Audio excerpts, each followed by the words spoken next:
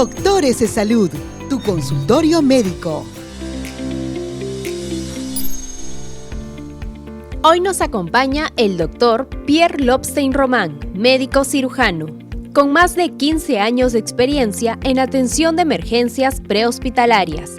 Tiene una maestría en salud ocupacional y medio ambiente en la Universidad Científica del Sur, maestría internacional EPM de España. Tiene un diplomado en auditoría médica en la UPC. Y estamos listos, amigos, para dar inicio a este programa y nos acompaña ya el doctor Pierre Lobstein y la licenciada Cintia Carvajal. ¿Cómo están? Bienvenidos. Muchísimas gracias por la invitación. Venimos acá para poder dar nuestra información sobre el tema de emergencias y atención. Claro que sí, porque ustedes son parte precisamente del sistema de transporte asistido de emergencias de salud. Cuéntenos, por favor, a todos brevemente en qué consiste este trabajo tan demandante que ustedes tienen. Bueno, STAE se dedica a la atención de emergencias para los asegurados, tanto emergencias como evaluaciones domiciliarias, y esta unidad cuenta con un grupo de profesionales sumamente preparados en el tema de atención de emergencias prehospitalarias, tanto enfermeras, personal técnico, y damos la atención domiciliaria para controlar emergencias, derivar pacientes y generar una atención pronta y rápida para poder dar un buen nivel de calidad de atención al asegurado. Y respecto al tema que estamos tratando, amigos, el Seguro Social de Salud tiene una cifra muy importante, información que quiere compartir el día de hoy con nosotros y por eso vamos, doctor, a nuestra pantalla interactiva. Nos dicen de que se ha reportado que los accidentes domésticos más comunes en los menores de edad son las caídas, la exposición a sustancias tóxicas, la ingestión de cuerpos extraños y finalmente los incendios, las explosiones y la electrocución. Doctor, preocupante porque sobre todo las tres primeras situaciones ocurren muchas veces cuando están junto a los padres o dentro de casa. Es correcto, y acá es importante que nosotros, y es una recomendación por parte de salud, que nosotros veamos la parte preventiva, no solamente la reacción y el soporte en el tema médico, sino que es un tema sumamente importante y una recomendación de la institución de que se tomen medidas preventivas para evitar la exposición a estos elementos, tanto a las sustancias tóxicas en el domicilio, dejarlas bien cerradas, bien almacenadas lejos de los niños o las personas que puedan confundir estos elementos y obviamente tomar las medidas de seguridad en el domicilio o en el lugar donde estemos para evitar este tema de explosiones, hacer mantenimientos y todo el tema que corresponde para poder evitar la exposición a estos riesgos. Y así como usted comenta, de pronto pudo tener en cuenta la familia del pequeñito de quien vamos a conocer su caso en unos momentos. Es un pequeño que sufrió, doctor, de un atragantamiento. ¿Qué es exactamente lo que pasó y cómo pudo solucionarse finalmente? Vamos a conocerlo a través de la siguiente nota.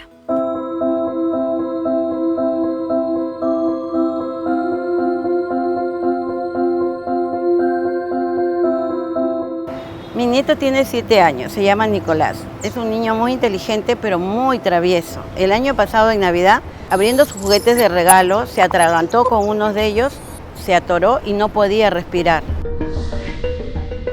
Hemos notado que los casos de atragantamiento en niños han aumentado. Por lo tanto, las recomendaciones que podemos brindar es que los adultos tenemos que estar siempre observantes y al cuidado de los menores. Tenemos que tomar algunas pautas y recomendaciones con respecto a los adultos. Tenemos que evitar dejar a los niños solos o estar en contacto con objetos pequeños. Si ocurriese un tema de atragantamiento, nosotros notaríamos como adultos que el signo universal de atragantamiento, en el caso de los niños, se lleva en la mano al cuello. Y de repente también se puede observar que están tosiendo. Observamos o de repente una coloración rojiza en la cara, son signos que nos pueden dar señal de que nuestro niño está en un atragantamiento.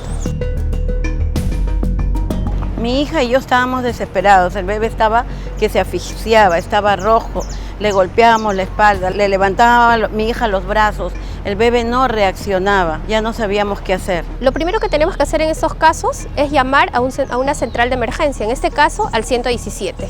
Hacemos la llamada y nos dirigimos hacia el niño. Empezamos, si es un niño aproximadamente, por ejemplo, de 7 años, empezamos a hacer la maniobra de Heimlich. ¿En qué consiste eso? Rodeamos al niño, como es más pequeño que nosotros, lo levantamos a nuestra altura, rodeamos el abdomen y empezamos a hacer compresiones de abajo hacia arriba y de adentro hacia afuera. ¿Cuántas veces? 5 veces o hasta observar que el objeto haya sido expulsado. Mi yerno reaccionó y le presionó el abdomen al bebé y expulsó el juguete. Ahí donde expulsó el juguete, nosotros hemos visto que como el bebé ha estado bien rojo y como que no ha respirado tanto tiempo, nosotros dijimos alguna complicación vaya a tener. Lo llevamos inmediatamente al hospital para su atención. El actuar muy rápido, brindando los primeros auxilios en un niño, ayuda muchísimo, porque si nosotros nos demoramos, no va a llegar el oxígeno al cerebro, al riñón, al corazón, a los pulmones y especialmente al cerebro. ¿Qué ocurre? En 5 minutos ya va a haber muerte neuronal y puede dejar secuelas en el niño. Por eso es muy importante conocer la maniobra de Heimlich. ¿Qué no debemos de hacer? Lo que no debemos de hacer es levantar la mano, jalarlo, golpearlo, no. Ya tenemos que aprender de manera correcta qué es lo que debemos de brindar los primeros auxilios en un atragantamiento en un niño. Un juguete pequeño terminó siendo el causante de este atragantamiento en este niño y en realidad puede ocurrirle a cualquiera. Doctor, estamos aquí con una maqueta para poder aprender el día de hoy y nuestros televidentes sepan también cómo es que una persona debe accionar cuando ocurre este tipo de situaciones de emergencia. Correcto, vamos a explicar cómo se hace la maniobra Heimlich. En este caso, vamos a primero verificar si la persona está con una obstrucción de vía respiratoria. Entonces, lo primero que vamos a hacer es acercarnos para preguntar. En este caso, la licenciada va a preguntar, se va a acercar y va a hacer la pregunta de si es que requiere la ayuda. Es importante que verifiquemos de que tiene una obstrucción de vía respiratoria parcial o total. Si es que la está teniendo en ese momento, no va a poder mencionar palabra y alguna. obviamente la señal clásica es llevarse las manos hacia la parte del cuello, como en este caso, y va a dar la señal de que está teniendo un ahogo o que ha obstruido la vía respiratoria. En ese momento es que nosotros iniciamos la maniobra. La maniobra es... La maniobra de Heimlich, ¿no? Heimlich. ¿Dónde debemos colocar la mano? Porque tenemos aquí pues la separación entre el estómago, las costillas. ¿Qué es lo que debemos hacer? Es correcto. Acá está la parrilla costal y esto de acá es un hueso que se llama el esternón y en la punta está la apófisis sifoides. De la apófisis sifoides contamos 2 dedos a la parte inferior. 2 dedos. Y ahí vamos a colocar el puño, la licenciada va a poner el puño y va a revestirlo con la otra mano. Y va a pegar el cuerpo contra la espalda de la persona que estamos auxiliando. Importante también la posición de los pies, Es ¿no? correcto, porque esta persona está perdiendo oxígeno, muy probablemente pierda la conciencia y puede caer en cualquier momento. Entonces es importante fijarla poniendo una pierna entre las 2 piernas de la persona para darle estabilidad. Sumamente importante.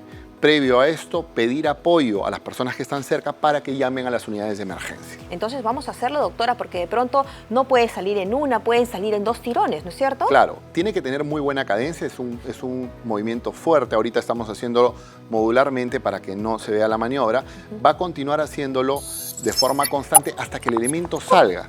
Pero ustedes ven, al momento de hacer esa presión, con esa tensión, esa es la forma correcta. Entre intentar una y otra vez la presión, ¿debe haber una pausa o vamos de frente? Vamos continuos haciendo los movimientos a esta misma cadencia hasta que el elemento extraño salga y hay que arquear un poco a la persona hacia adelante para que tenga el impulso de arcada, que es un impulso natural que hace el organismo para que pueda salir el elemento. Ahora, doctor, ocurre también de que de pronto estamos con una persona que supera nuestro tamaño corporal y en ese caso, ¿qué hacemos? Porque de pronto nuestros brazos no pueden cubrir a la persona que necesita ser auxiliada en ese momento. Claro, como en mi caso, por ejemplo, hay variantes sobre esta maniobra que, por ejemplo, se pueden realizar con una silla. Vamos a hacerlo, doctor, ¿le parece? Por favor, le invitamos a la producción a que pueda ayudarnos con la silla, porque de hecho sí, amigos, puede ocurrirnos, ¿no? Uno puede estar de pronto almorzando, cenando y la persona que nos acompaña puede ser mucho más grande que nosotras. No alcanzan nuestras manos. ¿Qué debemos hacer? Tenemos ahí a una silla, doctor. ¿Cómo corresponde? Esta silla es un poco baja, pero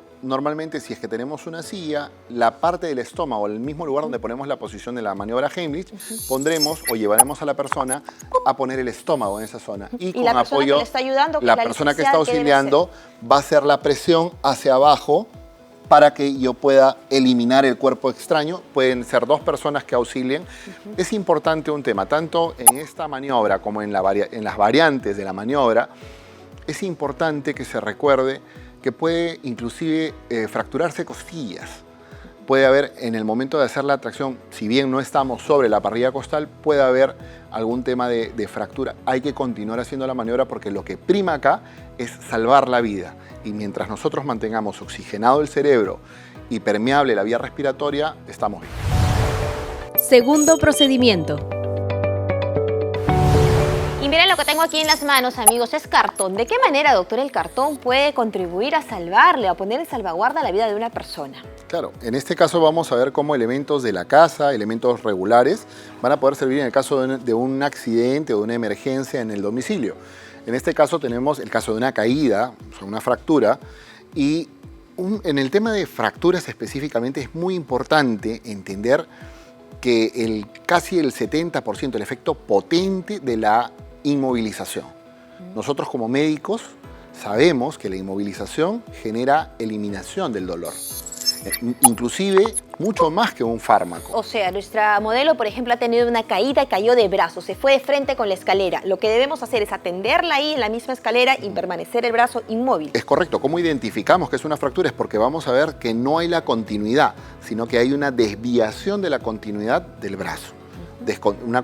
No hay la continuidad en la pierna, por ejemplo, o el miembro que haya sido afectado. Entonces, si vemos que no hay una continuidad, lo que hacemos es utilizar el cartón como una férula. Cortamos un pedazo de cartón, como lo hemos hecho acá, le damos forma, lo ponemos como una férula, dándole forma justo en este caso, al antebrazo, y acá vamos a comenzar a proceder a hacer un vendaje. Ahora, puede ser una fractura expuesta. Nosotros le decimos fracturas expuestas cuando el hueso ha roto el tejido y hay un sangrado, puede ser un sangrado profuso, un sangrado constante. Entonces tengo que controlar esa hemorragia. ¿Cómo yo controlo esa hemorragia? Nosotros tenemos dispositivos de estabilización en el servicio de emergencias que son mucho más técnicos como estos, pero el cartón cumple muy bien su función. Y en el caso de la hemorragia, nosotros tenemos apósitos y tenemos gasas especiales para poder controlar. Pero en la casa, ¿qué tenemos?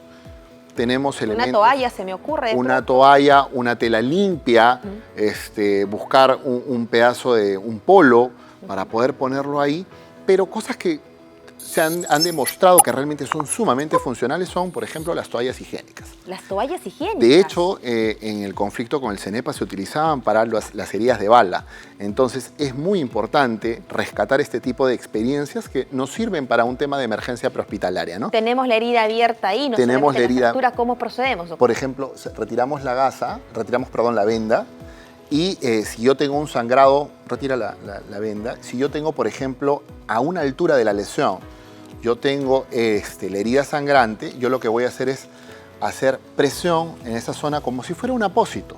Lo voy a poner y no lo voy a retirar, porque un punto importante de controlar un sangrado es, al momento de ponerlo en la zona de la herida, no retirarlo. No es que yo pongo la presión y miro a ver si dejó de sangrar. Lo pongo y miro, no, sino hay que ponerlo.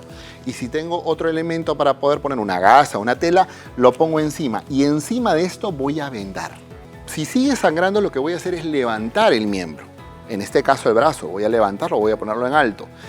¿Y eso qué permite, doctor? Que la circulación sanguínea baje en ese sentido a esa zona afectada y que disminuya el flujo y por ende baje el sangrado, porque hay que entender que estamos haciendo varios mecanismos. Al momento de poner los apósitos, de poner la toalla higiénica o, por ejemplo, un pañal limpio de bebé, por ejemplo, si tenemos un bebé, podemos usar un pañal porque son totalmente absorbentes, son totalmente estériles. Son formas de poder controlar la hemorragia levantando el brazo como nos está indicando el Levantamos doctor, el brazo. Y de pronto de ahí acudir a la emergencia. Sí, y si es que aún así no para, hay formas de hacer presión en la zona del brazo, ya conociendo un poco de los parámetros anatómicos, en la zona de la altura del músculo. Justo en la zona del músculo, hacer presión y hacer presión justo en la zona de la herida. Y esto va a cortar el flujo sanguíneo a esa zona y va a permitir la coagulación, que justamente es lo que estamos buscando. Ya lo saben, amigos, cartón, toallas higiénicas y todos los detalles que nos ha dado en este momento nuestro doctor que nos está acompañando. Vamos a continuar, por supuesto,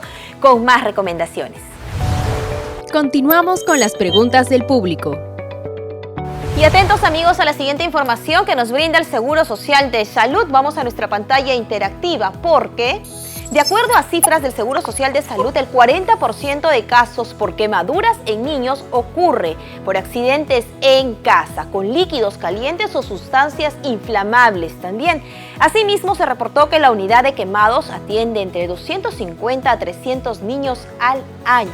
Doctor, ya nos han hecho llegar sus preguntas a nuestro WhatsApp de salud. Vamos con la primera. ¿Qué hago si a mi hijo le cae agua caliente y sufre una quemadura? En las quemaduras tenemos Varios niveles, tenemos 4 niveles de quemadura y frente a eso, estas quemaduras tenemos que atenderlas en primera instancia con agua. Pero ¿cómo es el tema del agua? Simplemente es ponerlo a un flujo de agua directo, sin darle presión a la herida, en este caso a la lesión, y mantenerlo en un promedio de 10 a 30 minutos. El agua va a permitir de que las micro lesiones vayan disminuyendo y obviamente hay que pedir apoyo a las unidades asistenciales. Si es que es una quemadura menor, si es una quemadura pequeña, estamos hablando de una quemadura en mano, de no gran extensión, le ponemos una gasa húmeda, le ponemos, si no tengo una gasa, un pedazo de sábana limpia, húmeda y lo llevo a la emergencia.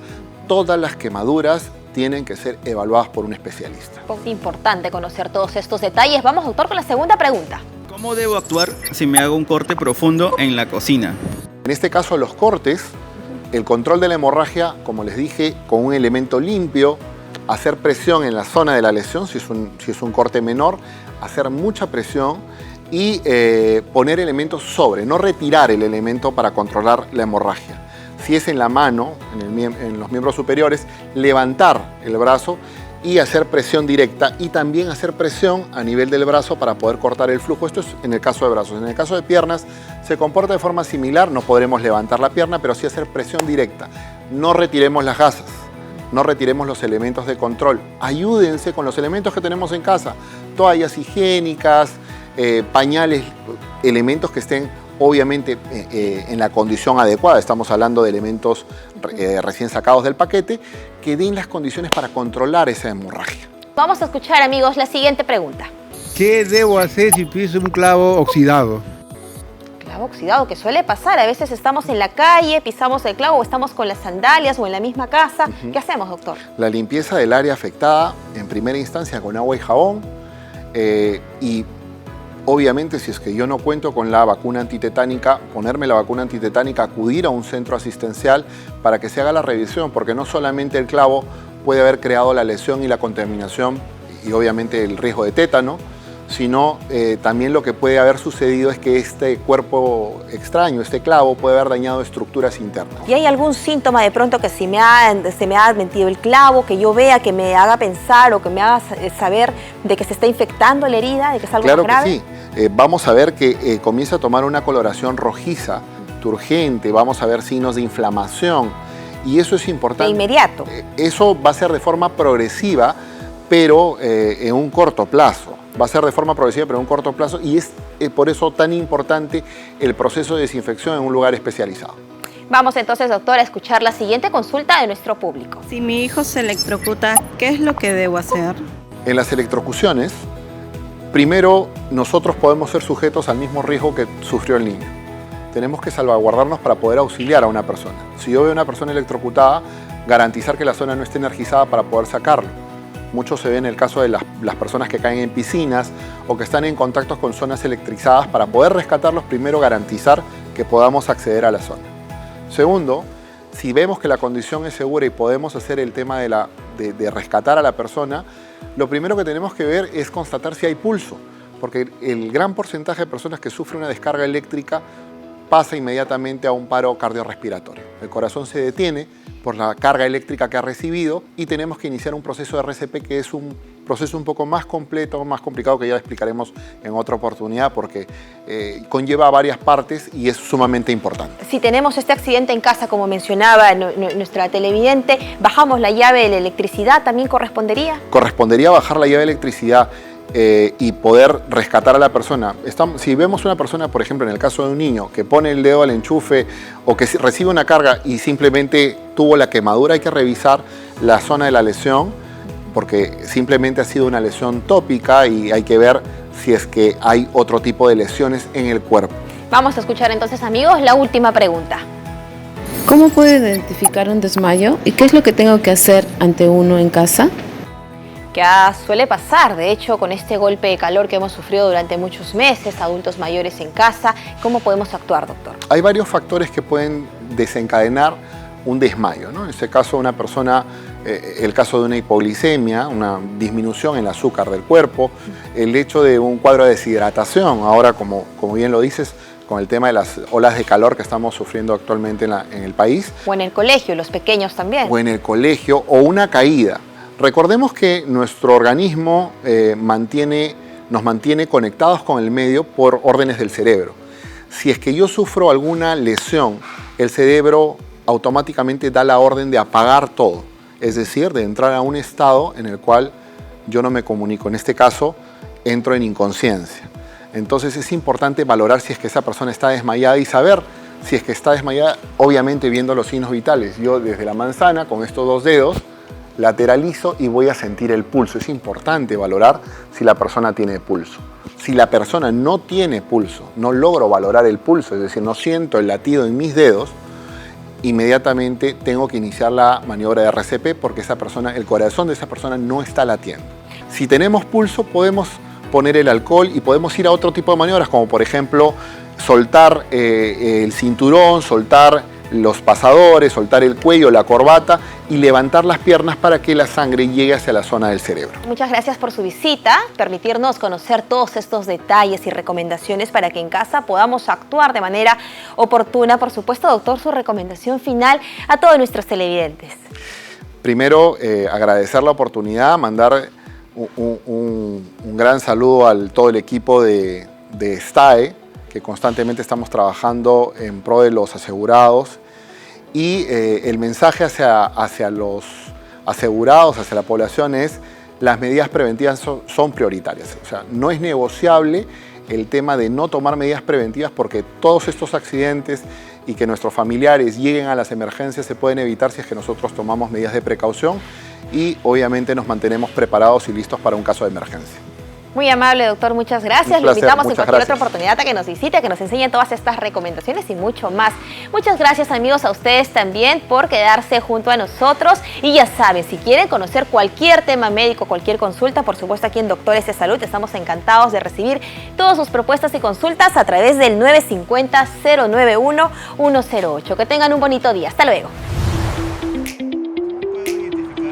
¿Cómo se puede combatir la ansiedad?